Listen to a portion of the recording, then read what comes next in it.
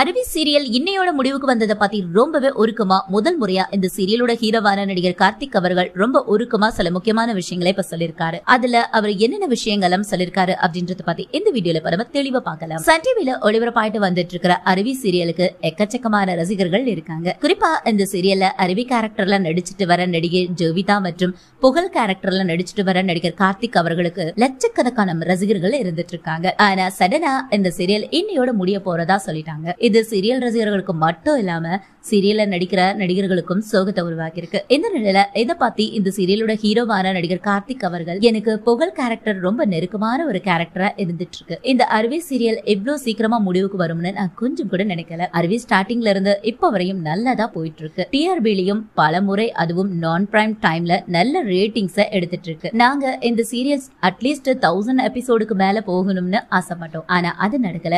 சில பல காரணங்கள் சொல்லி ரொம்பவே அவசரமா சீரியலை முடிச்சுட்டாங்க. எங்க கிட்ட இன்னும் அடுத்து 3 மாசத்துக்கான கதையும் இருக்கு. ஆனா என்ன பண்றது, சீரியல் முடிக்க சொல்லி சேனல் தரப்புல இருந்து சொல்லிட்டாங்க. நிறைய ஃபேன்ஸ் எல்லாம் அருவி சீரியலை முடிக்காதீங்க அப்படின்னு என்கிட்ட கேக்குறாங்க. எனக்கும் சீரியல் முடியறதுல கொஞ்சம் கூட விருப்பமே இல்ல. கூடிய சீக்கிரமே பல ப்ராஜெக்ட்ஸ்ல உங்களை மீண்டும் வந்து என்டர்டைன் பண்றேன் அப்படின்னு சொல்லிருக்காங்க.